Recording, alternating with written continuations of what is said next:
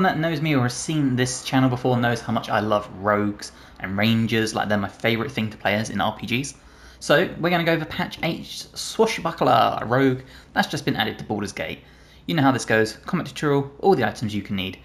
And we go level by level. So we start with the Rogue at level 1, and this gives you Dexterity saving throw proficiency and Intelligence saving throw proficiency.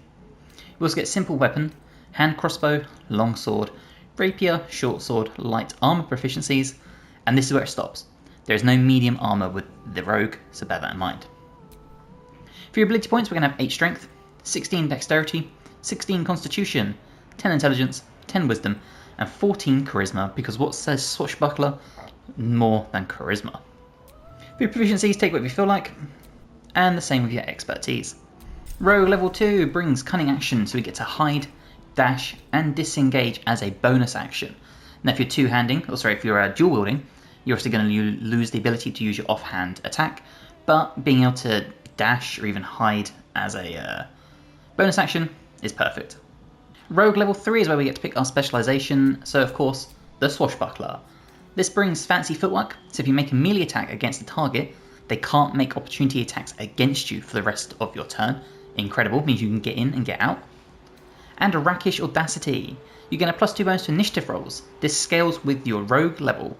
You no longer need advantage to trigger sneak attack as long as you are within 1.5 meters of the target and don't have disadvantage. Amazing. Nice way of guaranteeing sneak attack more often. Rogue level 4 brings a new feat. We also gain Dirty Trick, so flick of the wrist. This means we can flick our weapon at a target to possibly disarm them, and then we gain advantage on our next attack. We've got Sand Toss, so we can throw sand at the enemy, possibly blinding them. And Vicious Mockery, much like the spell. For your ability improvement, we're going to take our dex all the way to 18. Rogue level 5 brings Uncanny Dodge, so you use your lightning quick reflexes to protect yourself. When an attack hits you, you only take half the usual damage. Rogue level 6 brings 51 hit points and more expertise, so choose what you want. Rogue level 7 brings Evasion. Your agility lets you dodge out the way of certain spells. When a spell or effect would deal half damage on a successful dexterity saving throw, it deals no damage if you succeed and only half damage if you fail. Rogue level 8 brings another new feat, so for this one, again, ability score improvement, dexterity to 20. Rogue level 9 brings Perchance, or Pancha, however you say it. Roll a persuasion check to belittle a humanoid, who must contest it with an insight check. Enemies who fail have disadvantage, others who fail become charmed. Doesn't work on beasts, contract elementals, monstrosities, plants, or undead for 10 turns. Rogue level 10 brings a new feat. Now, for this one, we're going to take a dual wielder. So, you can use 2 weapon fighting, even if your weapons aren't light. Gain a +1 bonus to your armor class while wielding a melee weapon in each hand. Rogue level 11 brings reliable talent, so when we make an ability check with a skill we're proficient with, we can't roll anything lower than a 10. And we're going to couple this with Rogue level 12 where we get a new feat. And for this one we're going to come all the way to the bottom and we're going to choose Savage Attacker. When making melee weapon attacks, we roll our damage dice twice and use the highest result. When it comes to your items, we're going to start with the Mask of Soul Perception to get that +2 bonus to attack rolls, initiative and perception checks, as well as detect thoughts. We can take the Cloak of Displacement, so at the beginning of our turn it will activate, granting enemies disadvantage on their attack rolls against us, and this will last until we take damage. We're going to take the Evasive Shoes for Acrobatics +1 and Armor Class +1. We're going to take Studded Leather Armor +2, you can really take any light armor that gives you good benefits. This one I like because we take 1 less bludgeoning damage and a +1 to our initiative. We're going to take the Stalker Gloves, so we gain a +1 to our initiative again, and our sneak attacks will do an additional 1 to 4 force damage.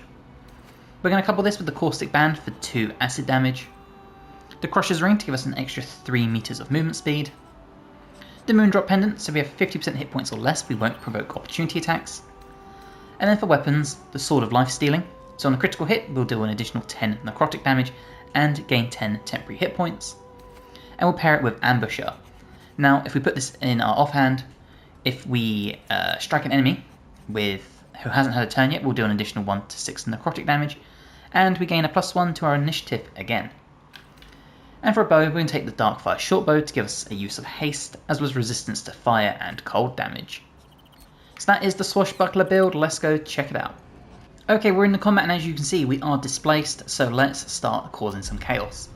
Now, we are going to come in here with a sneak attack, and we'll do the Rakish one, and we can only hit this one. And as you see, we did a bunch of damage with that, and then with our offhand, we can strike, and you'll see the extra necrotic damage because they haven't taken a turn yet. You see, nice big miss there, and another nice big miss there. Okay, now, I want to show some of the class abilities. So, if we come in here, we'll do a sneak attack on this enemy here. Good old speed. And there you go. Now, because we hit him, thanks to our class abilities, we can run away without getting that opportunity attack. Which means we can come in here and we could try to disarm the barbarian. Just like that. Now, theoretically, if you had the space, you could pick the axe up like that. And then he is stuck just using his fist to attack you. And again, another big miss. And that's now 4 misses on us. And there you go, as you can see, they are now stuck just trying to punch us in the face. And you can really use this to your benefit. So for example, we'll do another sneak attack, this time on the barbarian. And then we'll run down here and we'll try and disarm this enemy. So if I come to flick of the wrist. Nice big critical hit. Now unfortunately they did save, so they didn't drop their weapon, but the damage we produced was still pretty decent. Once again, stuck using his fist to try and just punch us. And just a small amount of damage and another big miss. And that's really how you can do this. So let's pretend the enemy still has more health. We could do this to make them drop their weapon, pick the weapon up, and you can just go around collecting the enemy's weapons because you can run away thanks to no opportunity attacks. What's also really good about this is if we would come in here, we could, for example, start blinding enemies, all that sort of fun stuff. Maybe even try a punch out. And there you go, disadvantage now. So we've nullified so many enemies just by doing this. And again, we can run away. Now see, the enemy did use their turn to pick their weapon up, which is fine, because it means we can come back in here, do a flick of the wrist, make them drop their weapon again, and so forth. We can even hit them with a big old sneak attack.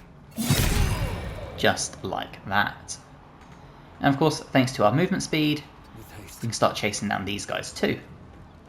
So just so many really fun abilities you can do with the Swashbuckler. You can see we have pretty good AC for a rogue, so lots of attacks just miss us. But of course that's not the only thing we have. We can do a sand toss. So let's throw sand in the face of this enemy. Giving them disadvantage. Unfortunately they did make their save. But what it means is once again we can sneak attack. Just like that. And that really is the gist of this. You can just go around getting the enemies to drop their weapons, trying to give them disadvantage. For example, now that that weapon's dropped, no more sneak attack, we can pick that up. And then really it's just a case of finishing off fights. So you can go around, sneak attack, run away, and we could do a vicious mockery, say, on this one. And there we go.